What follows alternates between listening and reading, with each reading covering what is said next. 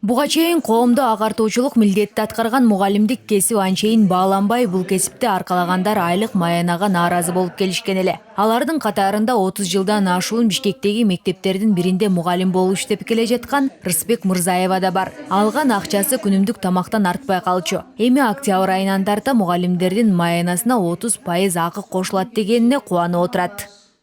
Мен эмгек стажым жалпы 32 жыл болду. Ушул окуу жайды аяктагандан баштап эле мектепте иштеп келем да. Эмгек акы 2011 жылы башка эмгек акы болуп көтөрүлгөн. Ал эмгек акы азыркы мезгилде бир ставка 20 саат, буга чейин бир ставка 18 саат болсо, азыр 20 саатты түзөт. 20 сааттын ставкасы 5670 сом. Бүгүн өкмөт башчы мугалимдердин айлыгын көтөрүү тууралуу токтомго кол койду. Ага ылайык билим берүү тармагынын кызматкерлеринин маянасы 30%га көтөрүү тууралуу чечим 1 октябрдан тартып аткарыла баштайт. Мугалимдерди маяналарын көтөрүүгө 1 миллиард 700 миллион сом керек болот. Өкмөт каражат табылганын, эмки жылга 7 миллиард сом керектелерин, ал маселе жаратпай турганын маалымдады. Азыр эми ар ким өзүнүн эмгегине жараша ала турган тартипте кылып атабыз. 120 миңге жакын биздин билим берүү системасында иштеген мугалимдер, чоң олимпиадаларда жакшы бааларды алган, жетишкендиктерге жеткен, жеңиштерге жеткен окуучуларды тарбиялап, ошол сабагынан кайсы сабак болсо, ошондон тарбиялап чыккан мугалимдерге да сыйакы берүү боюнча.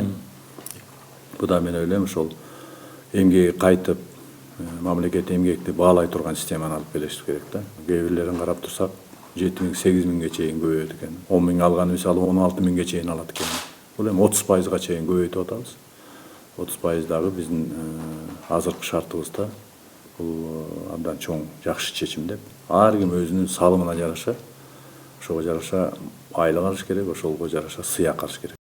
Кыргызстанда жалпы 74 миңден ашуун мугалим иштейт. Өкмөт тарабынан кошулган каражат мугалимдин иш тажрыйбасына, сабактын саатына жараша жана башка төлөмдөрдү эске алганда ар кайсы мугалимдики мындан жогору же төмөн болушу ыктымал. Мектепте 20 саат сабак берген мугалимдердин айлык акысы 12.796 сом болсо, октябрь айынан тарта 17.097 сом болот. Ал эми бала бакчада иштеген тарбиячылар 13.367 сом алып келсе, эми 17.751 сомго көтөрүлөт.